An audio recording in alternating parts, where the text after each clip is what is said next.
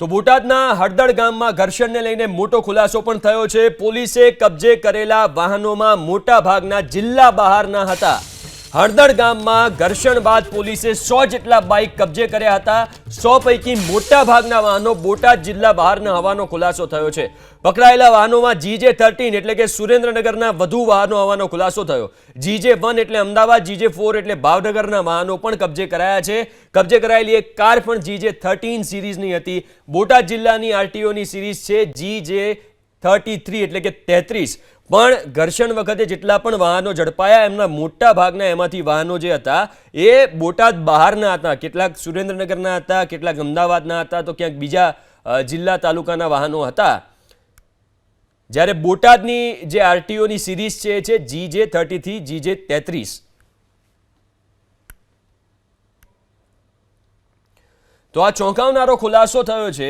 હળદળ ગામમાં જે ઘર્ષણ થયું હતું અને ઘર્ષણ બાદ જેટલા વાહનો કબજે કરાયા એ જગ્યા પરથી એમાંથી મોટા ભાગના વાહનો જિલ્લા બહારના હતા। હળદળ ગામમાં ઘર્ષણ બાદ પોલીસે 100 જેટલા બાઇક કબજે કર્યા છે અને 100 પૈકી મોટા ભાગના વાહનો, મોટા ભાગના બાઇક બોટાદના તો છે જ નહીં। મતલબ કે જ્યાં ઘર્ષણ થયું એ જગ્યાના તો આ વાહનો છે જ નહીં। અહીંયા એક વાત એ પણ થોડી ક્લિયર થતી દેખાય કે કદાચ બની શકે કે બહારથી પણ લોકો આવ્યા હતા અને આ ઘર્ષણ પહેલેથી પ્લાન હતું। બોટાદ જિલ્લાના હળદળ ગામે આમ આદમી પાર્ટી દ્વારા રવિવારે મહાપંચાયતનું આયોજન કરવામાં આવ્યું હતું। મહાપંચાયત મળે એ પહેલાં જ આમ આદમી પાર્ટીના સમર્થકો અને પોલીસ વચ્ચે ઘર્ષણ થયું હતું, પથ્થરમારો થયો હતો અને પોલીસના 3 જવાનો ઈજાગ્રસ્ત થયા હતા। કેટલાક લોકો પણ એમાં ઈજાગ્રસ્ત થયા હતા। ત્યારબાદ પોલીસે પરિસ્થિતિ ઉપર કાબૂ મેળવ્યો અને જે વાહનો ઘટના સ્થળેથી કબજે કર્યા છે એ વાહનો અહીંયા બોટાદ પોલીસ હેડક્વાર્ટર લાવવામાં આવ્યા છે।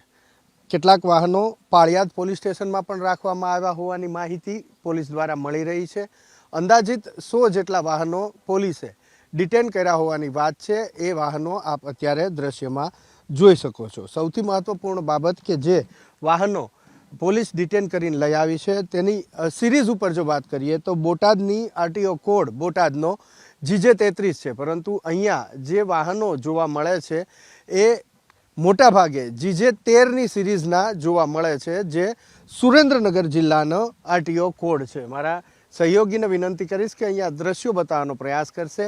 મોટાભાગના જે વાહનો જોવા મળે છે એ GJ13 સુરેન્દ્રનગરની આરટીઓ કોડ જે છે એના જોવા મળે છે। આ ઉપરાંત કેટલાક વાહનો GJ1 GJ38 કે જે અમદાવાદના 2 આરટીઓ છે એનો કોડ છે, એ વાહનો અહીંયા જોવા મળે છે। તો આ રીતે પોલીસે જે વાહનો ડિટેન કર્યા છે તેની અંદર મોટા પ્રમાણમાં સુરેન્દ્રનગરના વાહનો જોવા મળે છે, મોટા પ્રમાણમાં અમદાવાદના વાહનો જોવા મળે છે, કેટલાક વાહનો GJ4ની સિરીઝના પણ જોવા મળે છે, જે ભાવનગર અહીંથી નજીક થાય તે ભાવનગરનો આરટીઓ કોડ પણ જોવા મળે છે। તો આ રીતના સૌથી મહત્વપૂર્ણ બાબત અને એક મોટી બાબત અહીંયા એ સામે આવી છે કે જે પોલીસે વાહનો ડિટેન કર્યા છે એ વાહનોમાં બોટાદ જિલ્લાની GJ33 કોડ છે આરટીઓનો એના વાહનો છે, પરંતુ મોટાભાગના વાહનો એ સુરેન્દ્રનગર પાસિંગના GJ13ની સિરીઝના જોવા મળે છે। અમદાવાદના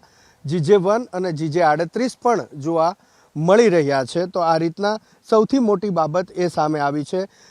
એપીએમસીના હોદ્દેદારો સાથે જ્યારે ચર્ચા કરી ત્યારે તેમણે એવો આરોપ મૂક્યો હતો કે બહારથી પણ કેટલાક લોકો આવ્યા હતા। આ જે વાહનો ડિટેન થયા છે એ જિલ્લા બહારની સિરીઝ હોય એ પણ લાગી રહ્યું છે। કેટલાક વાહનો હજી અન્ય જગ્યાએ એટલે કે પાળિયાદ પોલીસ સ્ટેશનમાં અથવા તો બોટાદ ટાઉન પોલીસમાં પણ રાખવામાં આવ્યા હોવાનું પોલીસ સૂત્રોનું કહેવું છે। કેમેરામેન પ્રદીપસિંહ સાથે હિરેન રાજગુરુ, એબીપી અસ્મિતા, બોટાદ।